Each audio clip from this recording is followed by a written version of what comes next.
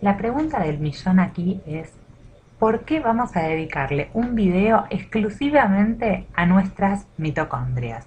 Y la respuesta, que generalmente no es por $1.000.000, es que las mitocondrias cumplen una función primordial en las células. Son las encargadas de poder obtener la energía que la célula necesita para cumplir todas sus funciones. ¿Se acuerdan? La de sobrevivir, la de dividirse en sus células progenitoras y todas aquellas reacciones químicas que se conocen como, vamos a poner primero químicas, ¿cómo se llaman las reacciones químicas que requieren energía para que sucedan? Exacto, son las reacciones endergónicas. Y son muchísimas dentro de las células. Todas las reacciones químicas o bioquímicas llamadas endergónicas son las que requieren el ATP, que es la molécula almacenadora de energía, para que puedan ocurrir. Entonces vamos a meternos un poco en este mundo de las mitocondrias para conocer cómo es su estructura. Acá yo ya traigo predibujado una mitocondria, así podemos visualizar sus estructuras de manera más sencilla. ¿Y qué es lo primero que vamos a encontrar? La mitocondria, por lo general, mide entre 0,5 y 1 micrón o micrómetro. ¿Sí? Para que tengan idea, una célula eucariota puede medir promedio 10 a 20 micrómetros, con lo cual las mitocondrias son organelas grandes dentro del concepto de estructuras intracelulares. ¿Cuántas mitocondrias hay por célula? A veces simplemente una o dos, pero hay células que pueden llegar a tener hasta más de 1000 mitocondrias por célula. Generalmente esto se da en tejidos o en células que están involucradas en tejidos muy activos, por ejemplo el tejido hepático, ¿sí? Entonces, que tienen muchísimas funciones o reacciones que requieren de energía. Pero vamos a ver una mitocondria aislada, que es esta que está acá en verde, y lo primero que vamos a reconocer es este alisado verde que se ve por afuera, es la llamada membrana externa. Esta membrana externa es muy parecida a la membrana celular. ¿Sí? Es una membrana porosa por donde pueden pasar muchas de las proteínas y minerales y líquidos, todo lo que pasa a través de una membrana permeable. Sin embargo, la mitocondria tiene una otra membrana, o una membrana, mejor dicho, interna, la vamos a decir acá, y es esta estructura en naranja, que esta membrana ya no es tan permeable como lo es la membrana externa. ¿Qué quiere decir? Que hay muchas cosas que, si bien pueden traspasar la primera membrana, ya no pueden hacerlo en la segunda membrana. Y se genera un espacio en el medio entre una membrana y otra que se conoce como el espacio intermembranas o intramembranoso. Estos espacios también van a contener muchas proteínas que pudieron pasar desde el exterior, pero no pueden pasar la otra membrana. Y otra característica muy importante del interior de las mitocondrias es la llamada cresta mitocondrial, o en plural las crestas mitocondriales, que son estas estructuras de acá. Son invaginaciones de la membrana interna que se meten dentro de esta estructura conocida como la matriz o la matriz mitocondrial. La matriz mitocondrial es este espacio que queda dentro de la membrana interna y que es muy importante para la función de las mitocondrias. Entonces, vamos a utilizar este color ahora para describir un poquito más en detalle dos estructuras muy importantes. Hablemos primero de la membrana interna. ¿Qué hay en la membrana interna que lo hace tan importante en la mitocondria? Aquí hay complejos enzimáticos, vamos a poner así, complejos enzimáticos. Los complejos enzimáticos son grupos de proteínas que pertenecen al grupo de enzimas, son proteínas que tienen actividad, ¿sí? Enzimas o proteínas. Y estos complejos enzimáticos en particular están involucrados en un proceso que se conoce como la cadena de transporte de electrones.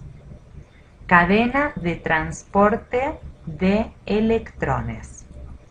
La cadena de transporte de electrones es parte del conocido proceso llamado respiración celular. Nosotros tenemos un video especialmente explicativo de respiración celular, que es el proceso por el cual nosotros obtenemos el ATP o la energía. Una de las partes de este proceso de respiración celular es la cadena de transporte de electrones y ocurre en la membrana interna de las mitocondrias. Y otra de las localizaciones intramitocondriales muy importantes, digo intramitocondriales porque está dentro de la mitocondria, es la matriz. Vamos a hacernos un poco de lugar acá para poder explicarlo mejor. Vamos a borrar acá y vamos entonces ahora sí a hablar sobre la matriz. ¿Qué cosas muy importantes vamos a encontrar en la matriz? Algo esencial: ADN. El ADN, que hasta ahora habíamos hablado se encontraba en el núcleo de la célula, también lo podemos encontrar en la mitocondria y se llama ADN mitocondrial. Este ADN, a diferencia del ADN nuclear, es un ADN circular. ¿Se acuerdan que el ADN nuclear está estructurado en cromosomas, ¿sí?, en una doble hélice? Este ADN es circular. De hecho, es muy parecido al ADN de las bacterias, de las células procariotas. Pero las células eucariotas en su núcleo tienen un ADN que es muy diferente a este. Y este ADN de la mitocondria es circular y contiene la información solamente para 13 proteínas, o sea, tiene alrededor de 13 genes nada más. 13 genes que codifican o que tienen la información para 13 proteínas. Ahora, por supuesto, las mitocondrias utilizan mucho más de 13 proteínas, pero las otras proteínas vienen desde la información codificada en el núcleo de la célula. Y estas 13 se utilizan para todos esos procesos de la respiración celular. Bien, ¿qué más va a haber en esta matriz? Otras cosas importantes. Va a haber unos ribosomas especiales conocidos como mitorribosomas. Los ribosomas son estructuras que normalmente están en el citosol de la célula, o sea, si yo tengo una célula acá, acá está el núcleo, y todo esto es el citosol, donde se generan las proteínas a partir del ADN que estaba en este núcleo. Entonces, dijimos que los ribosomas son las estructuras que me permiten sintetizar esas proteínas. En este caso, como la mitocondria tiene un ADN con la información para estas proteínas, también necesito que tenga ribosomas especiales para generarlas. Y están todos en la matriz.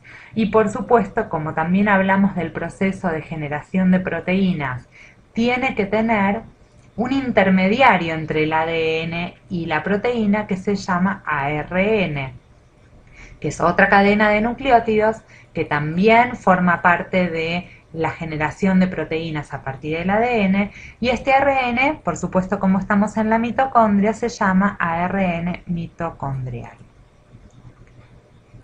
Si vamos a resumir, vamos a decir que en la matriz vamos a tener todos los componentes para generar las proteínas de la mitocondria. ¿Qué componentes? El ADN, que es el que tiene la información genética, el ARN, que es un intermediario en la generación de esas proteínas, y necesitamos la maquinaria de producción de esa proteína, que son los ribosomas, en este caso los mitorribosomas.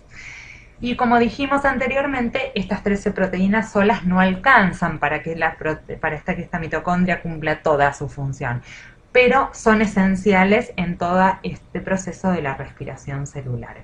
Y vamos a terminar este video hablando de algo muy importante y bastante actualizado, que es el tema de las enfermedades mitocondriales. Enfermedades mitocondriales. Hoy en día hay ya más de 150 enfermedades reconocidas que tienen origen en las mutaciones del ADN mitocondrial.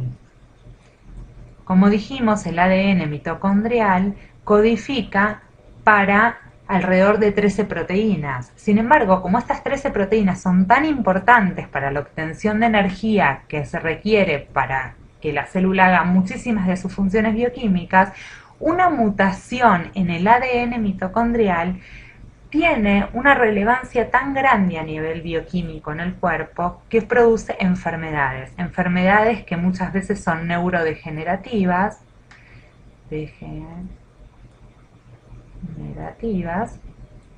y con implicancias muy graves. Por suerte hoy hay muchísimos grupos de investigadores trabajando en el tema de las enfermedades mitocondriales y esperamos que en el mediano a corto plazo puedan aparecer nuevos tratamientos para enfermedades tan graves como estas. Nos seguimos entreteniendo con nuestros próximos videos.